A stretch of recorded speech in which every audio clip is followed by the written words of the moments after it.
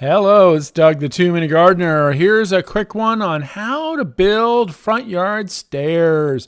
So here's a little project we had. The client just had this dead lawn, no direct access to the front door, and there was a little slope, and actually this sloped in two different directions.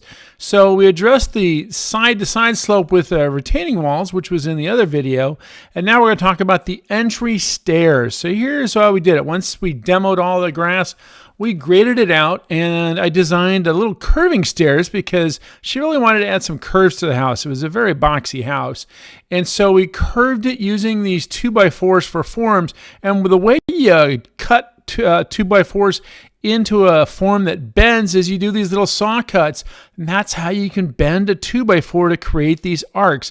And you really still need a 2x4 because it's going to support the forms of all of these steps. The steps are built with these pavers, with these 6x9 pavers that match the main pavers as you're about to see. But once we get going, we start laying these in. Now, one thing you have to realize with these pavers is they're set in the concrete, but it's also important to realize that you still have to do a little bit of saw cutting on the pavers themselves. You see how they have those little wedges cut into them because you are bending an arc with pavers. So you want to really seam front face. So this is the front rise of the pavers that he's creating with each one of these steps.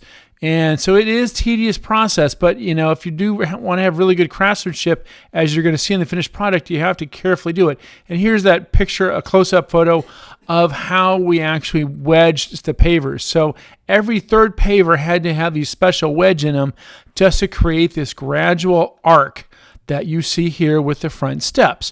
Once those are in and the concrete's dried and set and those front steps are really set, we put in the crushed gravel as the base fill to put it in really nice and tight, and then put a leveling sand on top of that. And now it's time to add the next pavers, the tread pavers. And for these, we use these Heartland 4-piece pavers. They're really kind of cool. They come in these 4-piece patterns, which creates a wonderful pattern as you start to build the main walkway itself.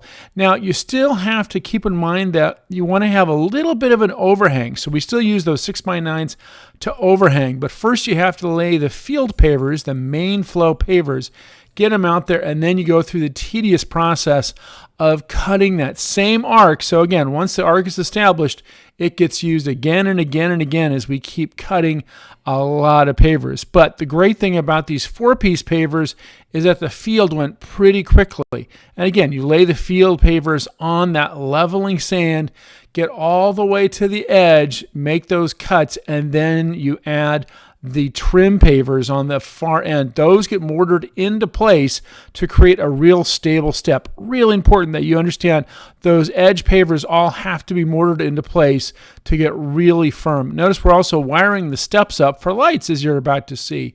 And once all the pavers are in, then you're going to put down that polymeric sand like you've seen in my other videos. And by the way, you see that we did a nice little circular landing for the house to kind of tie in those arcs.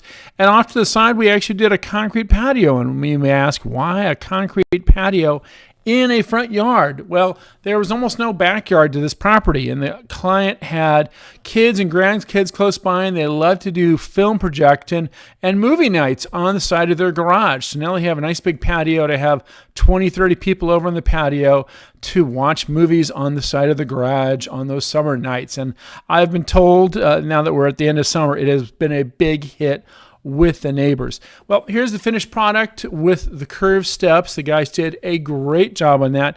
There's the terraced retaining walls we use to manage the slope on the other side. And here it is again.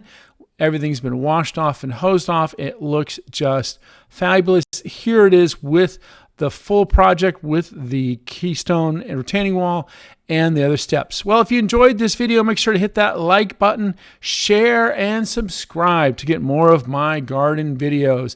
Until next time, this is Doug, the Two-Minute Gardener, saying thanks for watching. And yes, definitely thank you to Unique Landscaping. They did a fantastic job on this project. So there's their contact information. Make sure to give them a shout if you need help with your project. Well, again, this is Doug, the 2-Minute Gardener, saying thanks so much for watching.